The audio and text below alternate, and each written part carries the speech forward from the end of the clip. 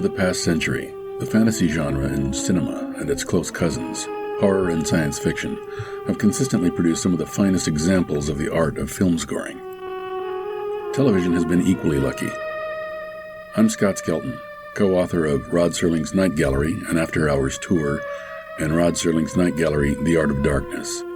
And I'm taking you on a guided musical tour through the sounds of the Night Gallery. From 1970 to 1973, NBC TV broadcast the classic anthology horror series Night Gallery, created and hosted by Emmy and Peabody-winning dramatist Rod Serling, the mastermind behind the seminal sci-fi fantasy series The Twilight Zone. Although the paintings displayed in the Night Gallery series are clearly its most popular element, the musical underscore for the show during its 2.5-year run was equally distinguished, scored by a varied, eclectic roster of talented composers. That roster began with the composer of Night Gallery's pilot film, William Lyon Goldenberg, better known by his more familiar sobriquet, Billy Goldenberg. Goldenberg's sole film score up to that point had been the 1969 occult telefilm Fear No Evil, which included choral music based upon devil worship incantations. His assignment to score the pilot for Night Gallery was a direct result of his friendship with up-and-coming TV director Steven Spielberg, who had been hired to direct one of the 3 Night Gallery segments, starring silver screen titan Joan Crawford. Spielberg knew that she was one of the composer's favorite actresses and prompted him to lobby both Universal Music director Stanley Wilson and Night Gallery producer William Sackheim. Goldenberg won the assignment based on his pitch and the quality of his previous score. At the time, the composer had been toying with such ultra-modern machinery as the Echoplex and the Moog synthesizer, and his score for the pilot reflects these investigations. In its textures and timbres, it succeeds as one of the period's more advanced pieces of film music. Goldenberg's main title, dark, somber, and hypnotic, plays over a series of inky negative images, drawings of cavernous hallways and gallery spaces. The actor credits, accompanied by sketch drawings of the players, progress toward the viewer as the music crescendos with shuddery electronica, effectively setting the mood for the tales that follow.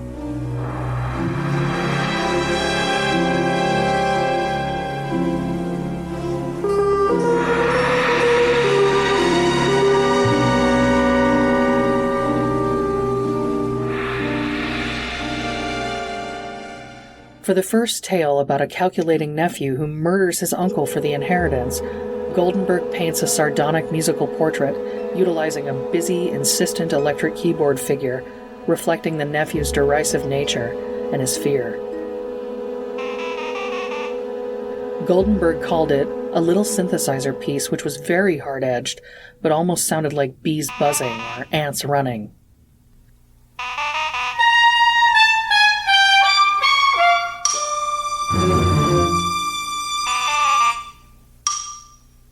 For the second tale about a rich blind woman who blackmails a surgeon to gain 12 hours of sight, Goldenberg created a sense of impending tragedy with massive orchestral chords accented with tubular bells. Music supervisor Stanley Wilson, in a bid to curb the budget, suggested that Goldenberg could dispense with the orchestra for the key dramatic scene in which Joan Crawford removes her bandages, replacing it with a pair of pianos. Goldenberg would hear none of it. I said, oh no. I said, she is big chords. How can you not have a large orchestra with that? I mean, Max Steiner did. I said, I will not have a small orchestra for Joan Crawford. So he said, okay, write your heart out.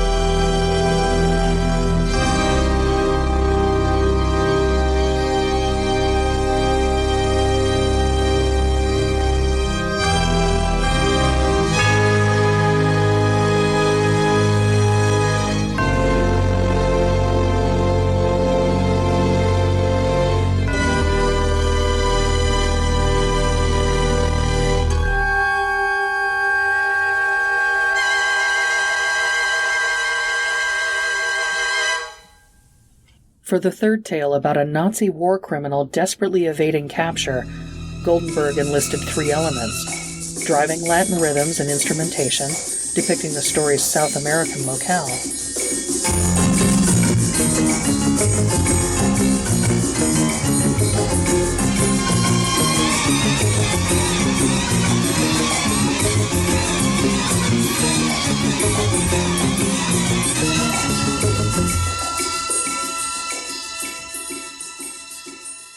Scraps of a sentimental cabaret song, representing the fugitives learning for escape,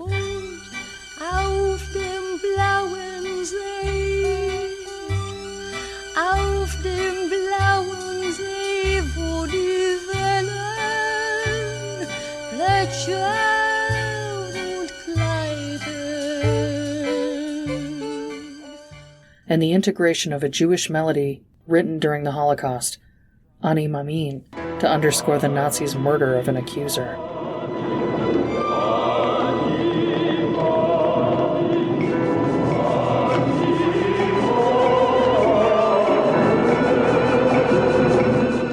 Goldenberg's music brilliantly underscores the emotions and themes of the film, and more than any other element of production binds the disparate stories into a satisfying whole.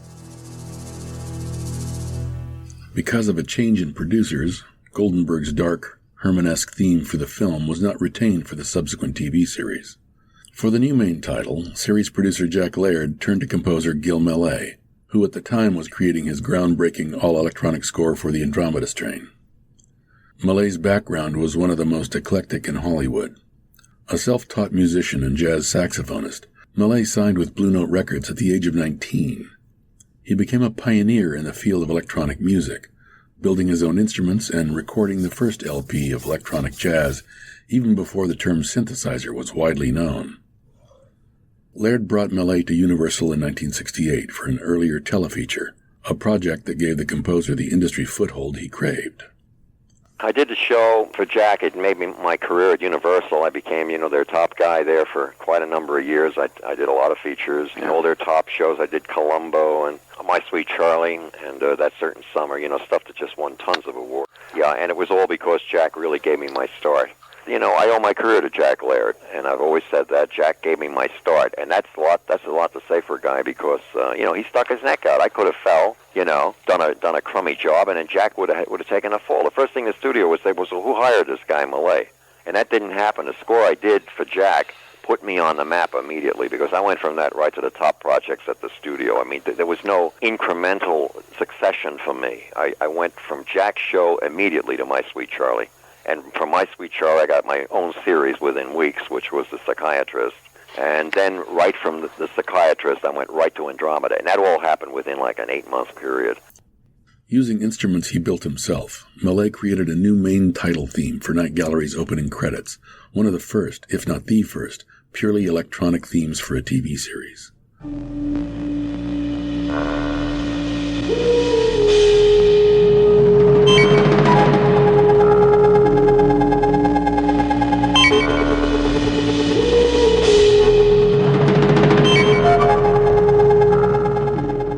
With its unearthly timbres, ominous sonorities, and a relentlessly iterated non-melody, it was a shuddery original, unlike anything that had come before. The main title for Night Gallery was like the score for Andromeda Strain. It was pure music. I mean, it was not based on Western scales or based on, major or minor or, the normal things that people get involved. It was based on the sonorities, like Penderecki's music, the sort of wall of sound, sheet of sound kind of approach. Millet performed and recorded the theme himself, instrument by instrument, track by overdubbed track, manipulating his battery of gadgets. The Electar, the Percussitron 3, and the aptly named Doomsday Machine.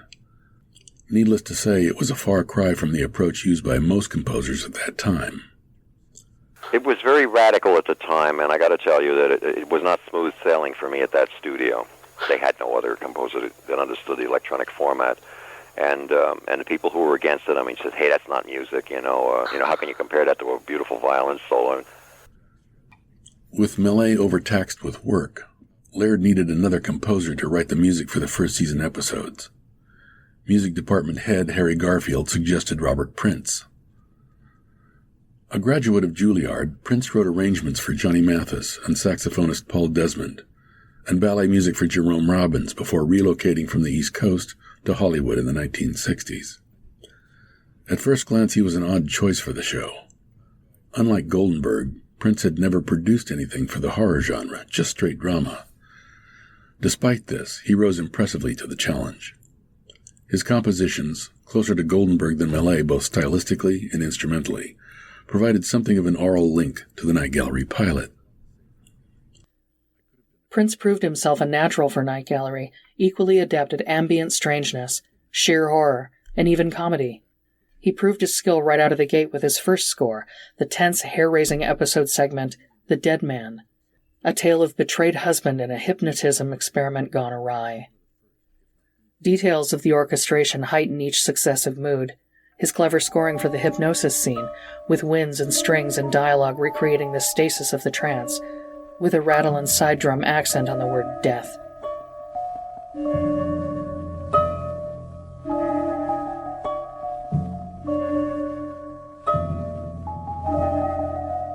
His flitting, bird-like figurations on flute and harpsichord to mirror Velia's madness.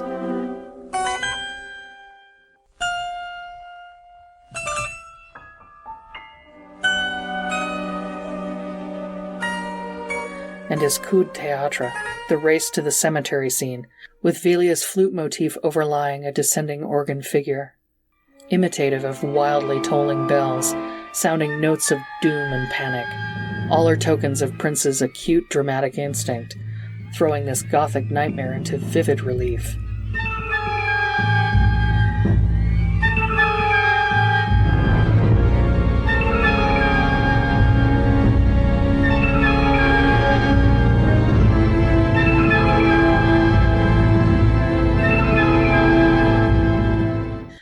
The amount of dialogue in Night Gallery's first season scripts usually left Prince little room to stretch his lyrical wings, resulting in music with a low-key ambience to ride under the dialogue.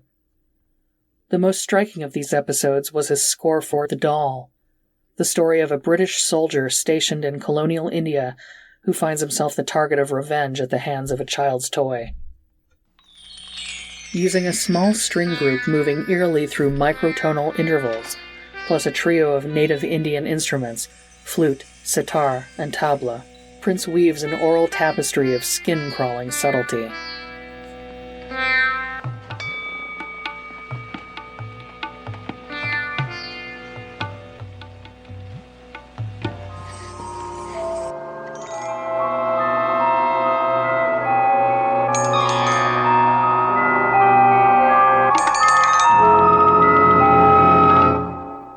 The house required a different method, a story told in part by silent, dreamlike images that allowed Prince greater freedom, making this his most beautiful score for the series.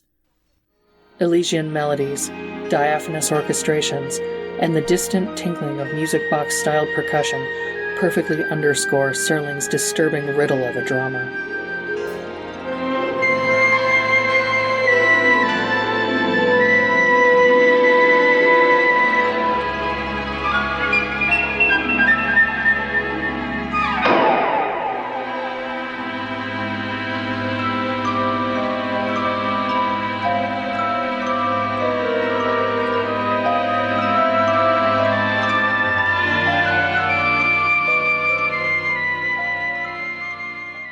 The last episode of the first season included Rod Serling's autumnal masterpiece, They're Tearing Down Tim Riley's Bar, the story of a lonely middle-aged salesman who finds himself reliving scenes from his life among the ghosts of his happier past in the shell of a condemned bar. One of its key benefits is jazz great Benny Carter's music score. Laird had worked with Carter on an earlier series, M Squad, and knew of his sterling work composing for Count Basie and for his own solo albums, where he earned his reputation as one of the great alto saxophonists. For Night Gallery, Carter's work is an effective touchstone to Serling's themes, a gently nostalgic swing band score that communicates fully the man's hunger to return to the past. And a year from now, no one will remember that Tim Riley had a bar right on that corner, or that he sold beer for a nickel a glass, or that he kept snooker tables in the back, or that he had a big Nickelodeon on which you could play 3 Glenn Miller records for a dime. It occurred to me thought occurred to me that there should be some sort of a ceremony. Maybe just a convocation of former beer drinkers and Tim Riley fans to hang a wreath, maybe say a few words. Farewell, Timothy Riley's bar.